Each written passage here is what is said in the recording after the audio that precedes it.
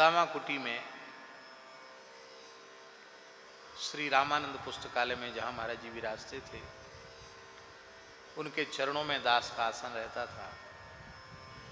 भूमि पर ही महाराज जी का आसन रहता था और उनके चरणों की ओर दास का आसन रहता था।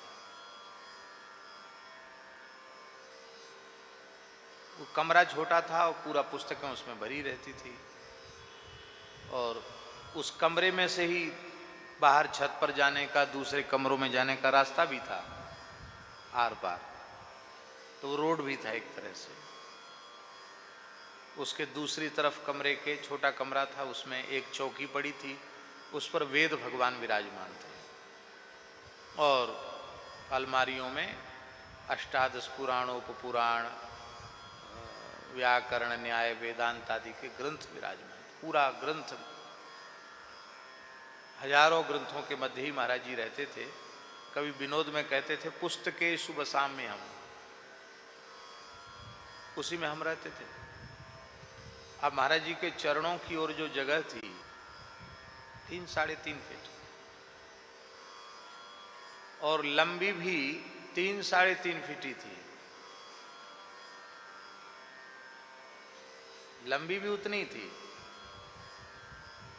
लंबी इसलिए उतनी थी कि 3 फीट से आगे पैर फैलाए तो रोड है, वो तो तुरंत कोई फाटक खोलेगा, बंदरों के कारण फाटक खोल के तो रख नहीं सकते।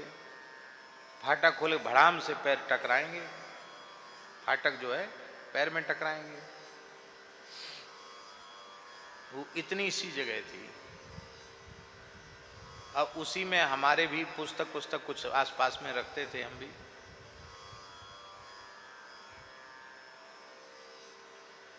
कैसे भगवान की, गुरुदेव भगवान की कैसी कृपा, इतनी सी जगह में कैसे रहे। 14 वर्ष रहे।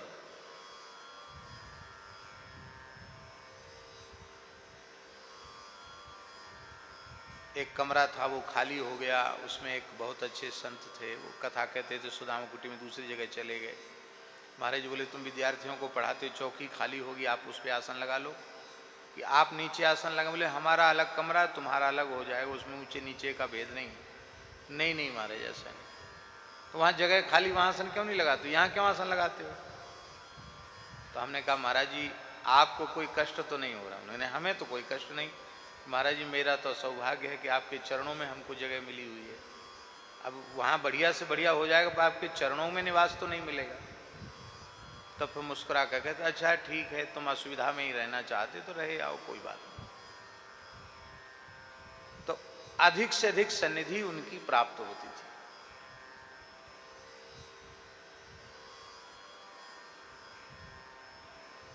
तो उनकी अलमारी में कोई चीज खुल गई होगी या फूट गई होगी, लकड़ी की अलमारी थी। ये अलमारी फाटक चढ़े रहते हैं ना लकड़ी के पल्ले वाले, वैसे फाटक चढ़े हुए थे। उसमें कोई चीज़ ऐसी खुल गई होगी, शहद हो या जो चीज़ भी हो, मीठी चीज़ कोई होगी, उसकी गंध से चींटियों ने लाइन लगाई। उनकी तकिया आसन पर होते हुए और अलमारी में लाइन लगाई। अब महाराज जी का आसन भी इतना चौड़ा है, जितना ये सामने चौक, बस इतना चौड़ा आसन, इससे ज़्यादा चौड़ा नहीं, लंबा तो पूरा और चौड़ा इतना। अब उसमें तकिया और तकिया के नीचे आधे फिर अलमारी, उसमें चींटियों ने लाइन लगा दी। शाम का समय था। महाराज जी जैसे ही आए तो हम, महाराज जी मेरे रुके, क्यों हमने कि इसको चींटियां हैं, इसको थोड़ा कपड़ा को उखाड़ के झाड़ दें वहाँ।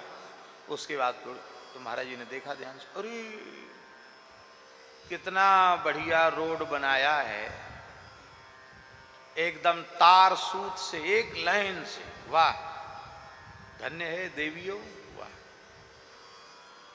इनकी लाइन क्यों बिगाड़ते हो भाई। महाराज जी अलमारी में जा रही हैं, आप रात को सोएंगे कैसे। देखो इनको रात को दिखता नहीं है, ये इधर उधर भटक जाएंगी, बहुत सी मारी जाएंगी, कितना अपराध लगेगा। कितने सुखपूर्वक अपने गंतव्य तक जा रही हैं, आहार की तलाश में जा रही हैं, इनको प्रेम से यात्रा करने दो। तो महाराज भीतर कुछ नुकसान हो रहा होगा कुछ, लेकिन नुकसान क्या होगा, खाने पीने की चीज में ही चींटियां लगती हैं। कोई खाओ, पेट भरना चाहिए, तृप्ति होनी चाहिए, अच्छा है, खाने दो चींटियों को, बिल्कुल मत छेड़ो। आप कैसे सोएंगे, कपड़ा नहीं झाड़ेंगे तो? कहा हम और कहीं सो जाएंगे, और कहाँ सोएंगे, और तो जगह ही नहीं, कहाँ सोएंगे? तो बोले आप रोज तो पूरे लंबे सोते थे, आज 2-3 हाथ नीचे सो जाएंगे और क्या तकलीफ है? तो महाराज जी एकदम नीचे सट करके ऐसे सोए कि उनकी लाइन न बिगड़े। फिर उनके ये इतना चरण से घुटने तक का भाग हमारे आसन पर आ गया, हम थोड़े और किनारे हो गए। उस समय महाराज जी ने कहा था, आज महाराज जी की बात स्वामी जी ने दोहराई सवेरे प्रवचन में। उस समय महाराज जी ने कहा था, पंडित जी तुम समझते हो हमारा घर है, और ये चींटियां भी यही समझती हैं कि देखो हमारा घर है, हमारा रोड है, हमारी जगह है। ये इतने बड़े बड़े आदमी, इन्होंने बड़ी बेईमानी की, बड़ा बुरा किया, सब हमारी जगह पे कब्जा किए पड़े हैं। और है ये किसी की नहीं, सब राम जी की है, वो सब राम जी के हैं, सब राम जी की है और सब राम जी के हैं। इसलिए राम जी की जगह में सबको प्रेम से रहने दो, क्योंकि सब राम जी के हैं, सब जगह राम जी की है, सबको प्रेम से रहने दो। केवल प्रवचन सुना नहीं है, उनके निकट रहकर देखा है कि सर्वभूत हिते रता की व्याख्या क्या है। उनके निकट रह करके देखा है, वासुदेव सर्वमिति स महात्मा सुदुर्लभा तस्याहम सुलभ पार्थो नित्य युक्त योगिनः। भगवान ने अपने को तो सुलभ बताया, देख लो कितनी विचित्र बात है। भगवान ने अपने को दुर्लभ नहीं बताया, भगवान ने अपने को तो सुलभ बता दिया और अपने प्राण प्यारे संतों को दुर्लभ बता दिया। भगवान दुर्लभ है, संत दुर्लभ हैं, जो सब में अपने आराध्य को देखकर सभी प्राणियों में दया के प्रति दया करुणा का व्यवहार रखते हों, जिनमें स्वार्थ की गंध भी न हो, ऐसे जो महात्मा हैं वो दुर्लभ हैं। ऐसे महात्माओं का दर्शन यदि हो जाए तो यदि अपने हृदय में पूर्ण श्रद्धा और विश्वास है तो उसे अलग से भगवत दर्शन की भी आवश्यकता नहीं, भगवत दर्शन हो गया।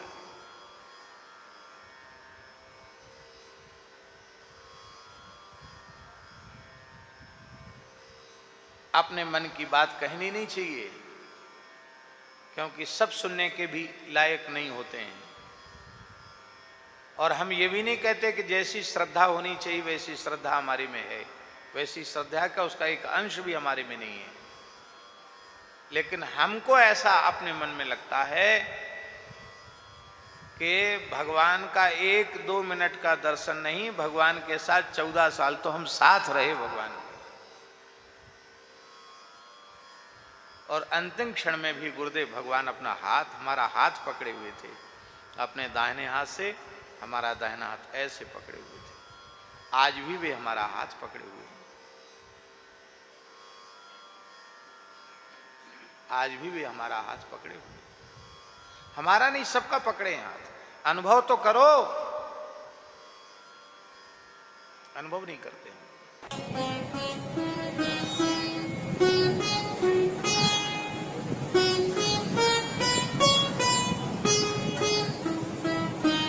श्री सीताराम प्रतिदिन सत्संग एवं दर्शन के लिए श्री महाराज जी के ऑफिशियल चैनल को जरूर सब्सक्राइब करें।